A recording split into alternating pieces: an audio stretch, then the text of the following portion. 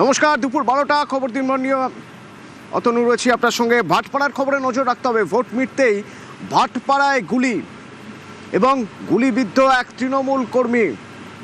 ভাটপাড়ায় বিজেপির সঙ্গে বচসা, বিজেপি কর্মী সমর্থকদের সঙ্গে তৃণমূল কর্মী সমর্থক বচসা, এবং সেই বচসার পরে গুলি চালানো হয় বলে অভিযোগ, এবং সেই গুলিতে জখম তৃণমূল কর্মী, গুলিবিদ্ধ হয়ে হাসপাতালে ভর্তি।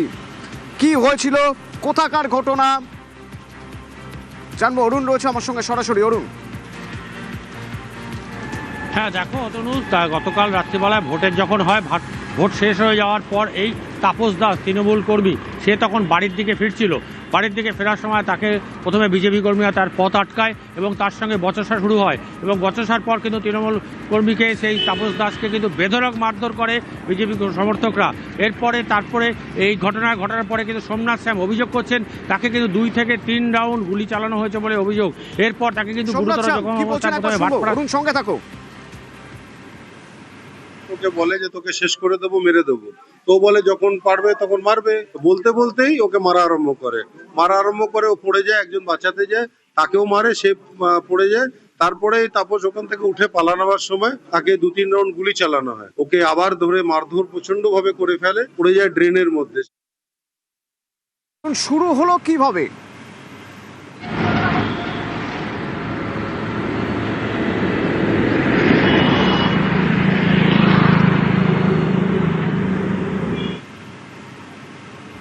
শোনা যাচ্ছে আমার কথা? কিভাবে শুরু হলো, কিভাবে? দেখো, শুরু হলো যখন ভোট পর্ব মিটে যাওয়ার পর তাপস কিন্তু বাড়ির দিকে যাচ্ছিল, তখন তাদের সঙ্গে বচসা শুরু হয় বিজেপি কর্মী সমর্থকদের। বিজেপি কর্মী সমর্থকরা দাবি হচ্ছে যে সে নাকি বুথের মধ্যে অনেককে বাধা দিচ্ছিল, অনেক যাদের তৃণমূল যারা যাচ্ছে তাদের ভোটদানে উদ্বুদ্ধ করছিল। এই নিয়েই কিন্তু সূত্রপাত হয়।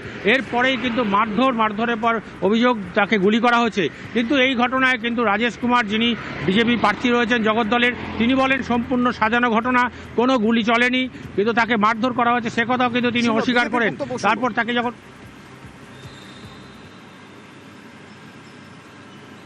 কেন্দ্রীয় বাহিনী আছে, আমার তো মনে হয় না কোনো, এরা তো যারা গুলি চালানোর এক্সপার্ট, বোমা রাখার এক্সপার্ট, এসব করার এক্সপার্ট যারা আছে, তারাই কিছু করতে পারলো না কোনো জায়গায়। আমার তো মনে হয় না কোনো জায়গায় কিছু ধরনের ঘটনা হতে পারে। তো খতিয়ে দেখতে হবে আমাদের। আমি জানি না, আমি শুনিনি এরকম কোনো ঘটনা হবে। তো ওখানে কোনো ঘটনা ঘটতে পারে, আমার মনে হচ্ছে না। ভোটের পর